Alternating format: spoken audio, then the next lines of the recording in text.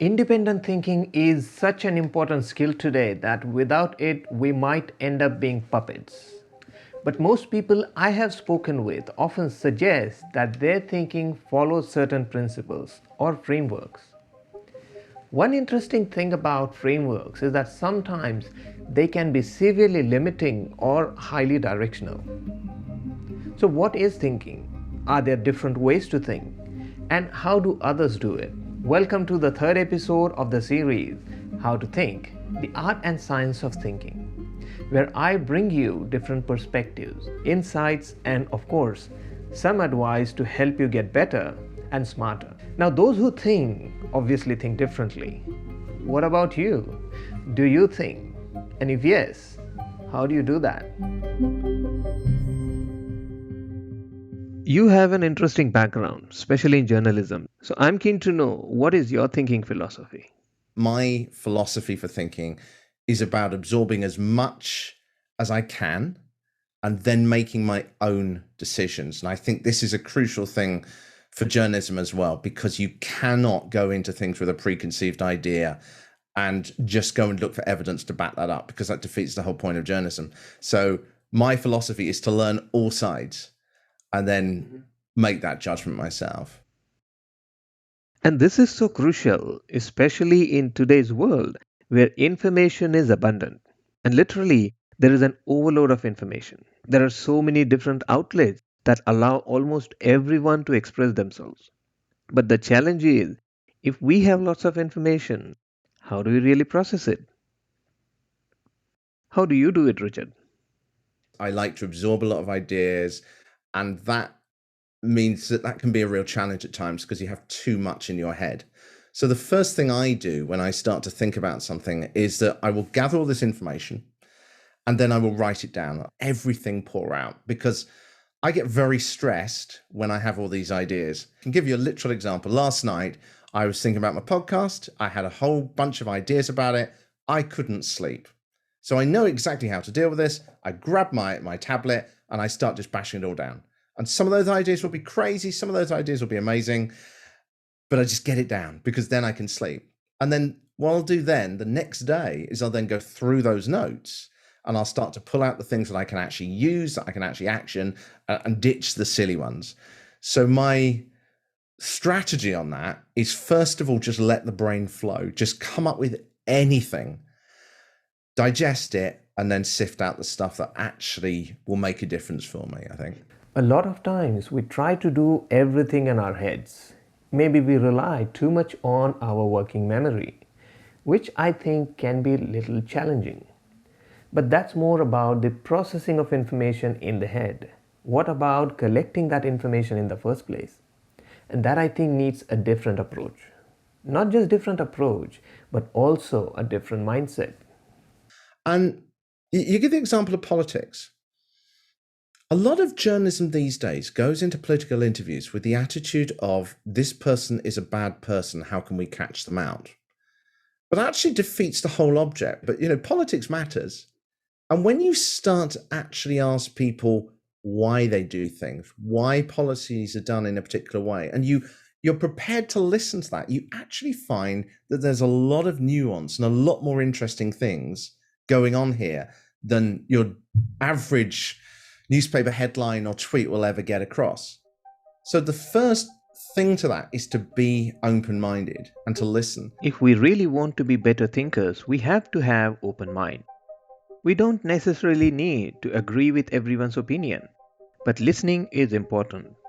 You will be surprised with what you can find by simply being receptive to different perspectives. One of the proudest moments I've had was a documentary I made about prostitution. And I made it in two parts. One part was looking at from the perspective of, oh, this is terrible, this is awful, we need to stop it.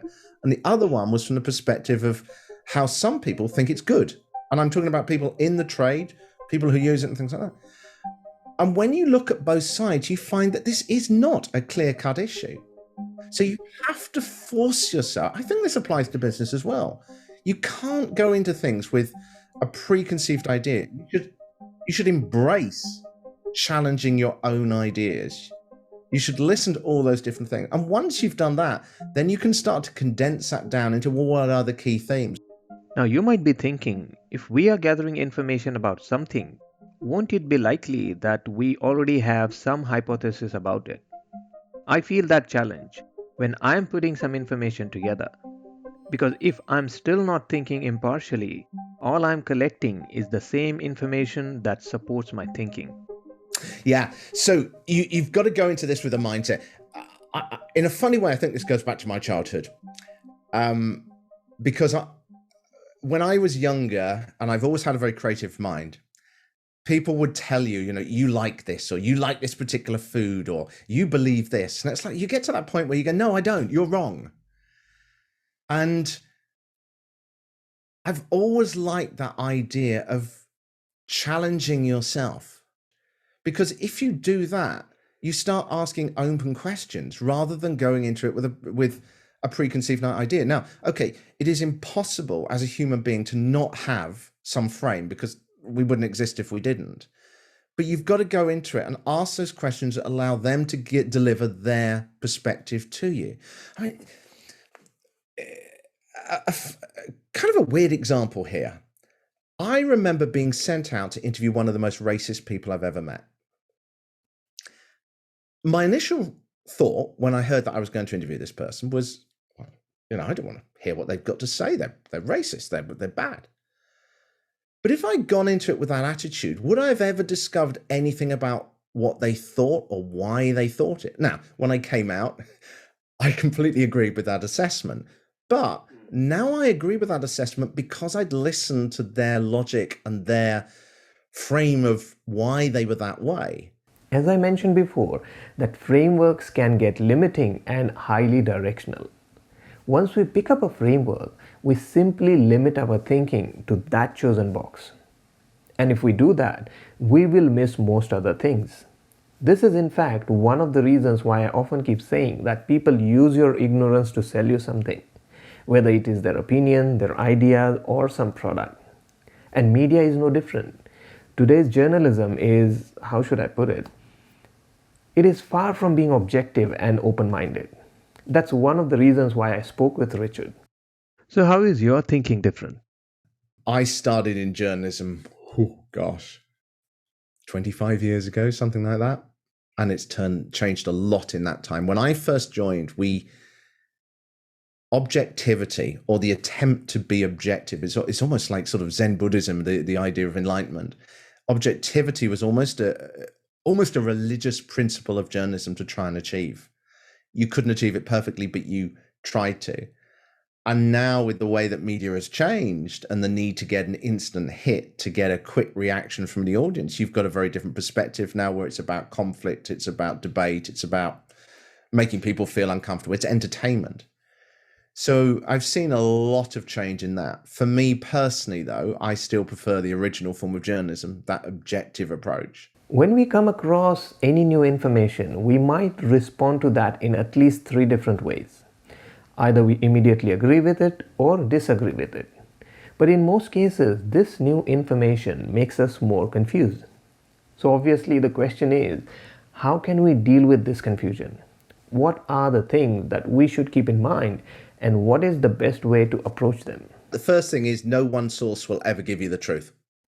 The most high quality newspaper journalism on earth will never give you the truth. Always what you do is you read around it. So look at the people that support the idea. Look at the people who disagree with the idea. Listen to those different arguments and then come to your own conclusion. The only truth you're going to find is the one that you decide yourself based on hearing the different sides. But really, do not pigeonhole yourself. Don't just read. As you rightly say, it's too easy now to kind of go, oh, that person's bad. Well, actually, when you look under the surface, you often find that there's reasons why they did what they did. And you're only going to find that by reading around it. So often in journalism, when you're trying to find out what's going on, you've got to piece a bit from here, a bit from there, a bit from there, and constantly questioning it. Constantly questioning why. If someone, I mean, here's a phrase to use, is that I don't care what you think, I care why you think it. What I want to know is what made you come to that, so that I can hear those evidence points and make my own mind up from it. So it's about gathering all those evidence points, different perspectives, and drawing your own conclusion. Being open minded is critical to healthy thinking. Most people I have seen unfortunately do not want to think anymore. And I think by not doing so, we are significantly limiting our human potential. The world is a lot more interesting than you would think looking at Twitter and looking at the news. Because if you don't open up your mind, you're going to make the wrong decisions in life, in business, love, work, everything. The moment you open up your mind, you find these little new ideas, these different perspectives, these different strategies that could transform your life. I am determined to be open. I refuse to let people tell me what to think. And when you take that perspective, it forces you to open your mind.